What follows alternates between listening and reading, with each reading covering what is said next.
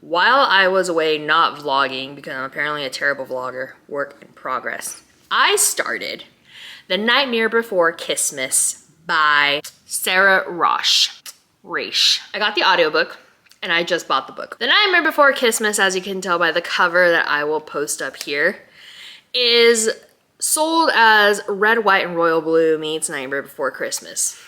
Tell me less. I picked that book up so fast. I watched this book. I requested it from my library and now I'm listening to it. Amazing narration. I actually am really enjoying the audiobook. Some narrators that are a little like, it takes from the book more than it gives, but this is really good, really well done. Based on the cover and reviews that I've seen, I was expecting the Prince of Halloween and the Prince of Christmas to have some little, you know, jabby flirtations. I expected the Prince of Halloween to be kind of like a cocky, smug jerk, you know, I guess my type of guy. I expected the dynamic to be a little different. I did not expect, in any capacity at all, for this book to like veer hard into like political thriller. I don't know, we're just getting some like weird politics. There's a lot of commentary on like capitalism, evil corporate moguls, which I don't know if it belongs in, you know, Santa Castle. Not really my thing. It was really strange to me, and I'm 70% of the way through, so I'm clearly loving it and I'm gonna finish it. But I'm loving it because of everything else except that. I'm loving the magic. I'm loving the dynamic of the characters. I think Hex and Cole are really cute characters. I think there was a missed opportunity with Hex kind of being more of a trickster, kind of being a little more whimsical. I don't believe the way everything's happening, right? So there's this terrible stuff happening in the background of all of these gingerbready, hot chocolatey goodness. And Cole decides to take it upon himself. Cole, who doesn't take a single thing seriously. Cole, who doesn't really come off as capable or competent, really understand the ramifications of what they're doing, has not bothered to learn a damn thing about his role in the North Pole and the holidays or anything like that. I struggle to believe that this kid would incite any sort of respect, any sort of competence in anybody, personally. And I know there's supposed to be growth and that's part of the story. I'm struggling really hard to be like, what does this kid think he's doing, right? On the other hand, we got the Princess of Easter, Iris. She is such a beautiful character. She takes her role very seriously. She does her job and she wants to be good at her job for her people, for her father, for herself, for her role in the holiday politics.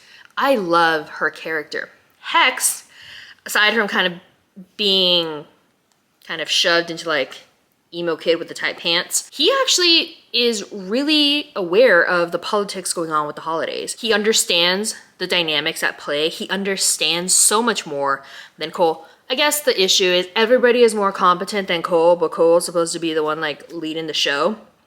I don't think so. I expected a little more magic. I don't exactly like the way that the magic system is set up, probably because of the capitalist commentary that I'm just kind of like, you know, I don't really like that form of magic. I like old magic. I like gods and myths and deities and things like that. So I guess that's why for me, I'm just kind of like, really, that's it? But I'm enjoying it. Obviously, I love the cutesy little dynamic. I love the cutesy flirting. Obviously, I bought the book, but I did have really high expectations, shame on me, of this book. And it just did not really deliver. I also have a problem with, why is everything so Western centric? Like, I understand, you know, we don't want to get into holiday versus myth versus faith and deities and things like that. But there seems to be like a complete absence of other characters of other holidays. Hex mentions Dia de los Muertos, which is great, but that's kind of about it. And I didn't expect, you know, it's not that long of a book and it is not a political thriller. I expected more of a kind of just mention of other holidays that are Eastern centric, for example. It's very Western centric and that's perfectly fine. You know, I'll take it. The politics is really the greater evil in my opinion here. Because of the plot and the way it's developing. I would have expected more commentary on like the expansion. And you'll know if you're reading. I'm listening to this book while I puzzle. I purposely listen to rom-coms while I puzzle so that I can just like relax, chill. And like I said, the narrator is really good. I wish we just didn't veer into like Reacher territory. I don't know if we watched too many spy movies, espionage, all that jazz while we were writing this book. But darn, kind of really could have done without it. The high stakes here shouldn't be like the monopoly is collapsing, we gotta stage this horrible stuff that's happening and overthrow people. I would really have rather just been like, there's a competition. The prince is trying to play a trick. You know, the North Pole is suddenly in darkness or in light, or everyone is, I don't know, something more Nightmare Before Christmas where, yeah, Jack Skellington kind of tries to go be Santa, kind of a little more of that. Also, Cole's lack of knowledge of anything holiday related is really disappointing. Hex knows more about Christmas than Cole knows about his own holiday, right? Cole I believe that he has potential. I believe that he can redeem himself. I think that is a lot of progress and a lot of growth for just one book. I believe in people turning over a new leaf. This just seems really aggressive. He goes from, I'm gonna go and piss off my dad by not going to get my degree in international politics or something like that. International relations, which makes a lot of sense. Instead, I'm gonna go and just like screw around and be the comic relief of the holidays, honestly. Like the tabloids, there's a lot of tabloids. And he kind of just feeds into that. So I have a lot of feelings about this book. I'm enjoying it. I am sad though. I was really expecting a little bit more. But that is okay. They're not all gonna be winners, and that's fine. I was just kind of expecting more, so we'll see. I'm gonna finish it, and we do get a happily ever after, so that's good. But hopefully the next one's better. I actually don't know which rom-com I'm starting next, so I'm almost done with this one, but we'll see. Cool. Okay. Okay, I look a little pale, a little pink. I'm not even sure if you can tell. I just got back from walking my dog in Chicago. There's like 25-mile-per-hour winds. It's 28, feels like 6 with wind chill. So, pardon the sniffles. Update on the Nightmare Before Kissmas. Let's recap, okay? So the only thing I knew about this when I saw it was that cover looks adorable and that it's red, white, and royal blue meets Nightmare Before Christmas. Say less. I immediately bought it, didn't even read the blurb until like halfway through the book when stuff started going sideways, right? So I still bought it though. Like I was listening to it on audiobook, I still bought it. So clearly it's just a fun, hokey book, right? So we follow Cole, Nicholas, the Prince of Christmas, who is this media nightmare bad boy that is disillusioned with his holiday because his father, the current reigning Santa, has made it this PR charade.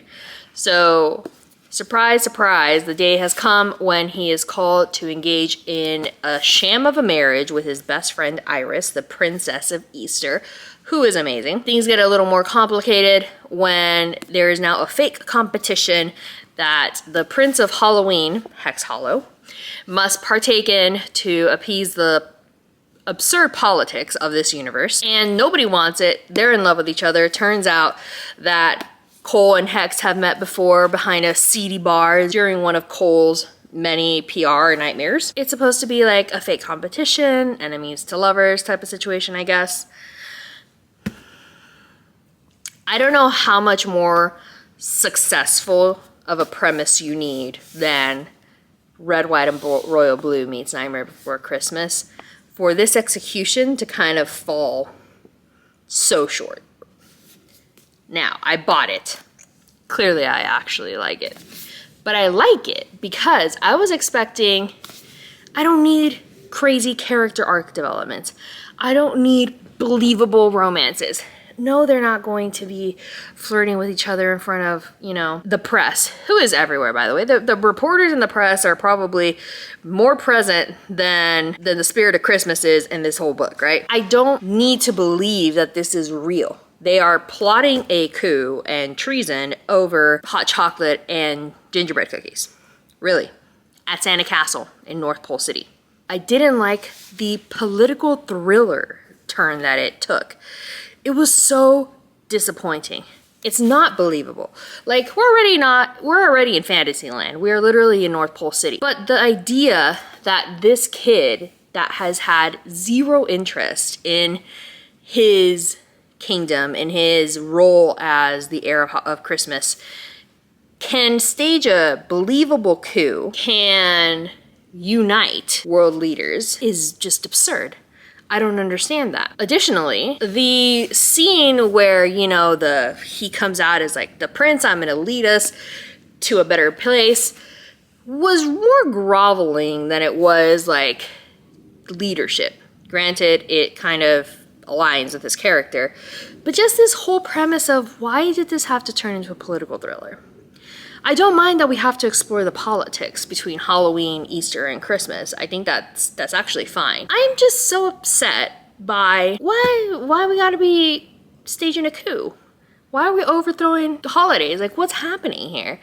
I really came here for flirty nonsense between this broody bad boy and the Prince of Christmas. I really thought there was going to be magic for like the jokiness. I don't like the mechanics of the magic, or the mechanics of the joy. It limits a lot of, I think, the fun that could have been had. I also don't like that Hex is kind of relegated to like a hot emo kid in tight pants. It's fine. I like Hex. I think he's fine. I like that he spoke Spanish. That was unexpected. But overall, I feel like this could have had so much potential had we not tried to make it like social commentary on evil capitalism, and instead just really embraced The Nightmare Before Christmas and capitalized on the Prince of Halloween and causing chaos in Santa Castle. I wish that we hadn't tried to make a grand statement with Santa Castle at its heart. I wish that we had just stayed whimsical. I wish that the stakes weren't, I don't know, political. I thought it would be better.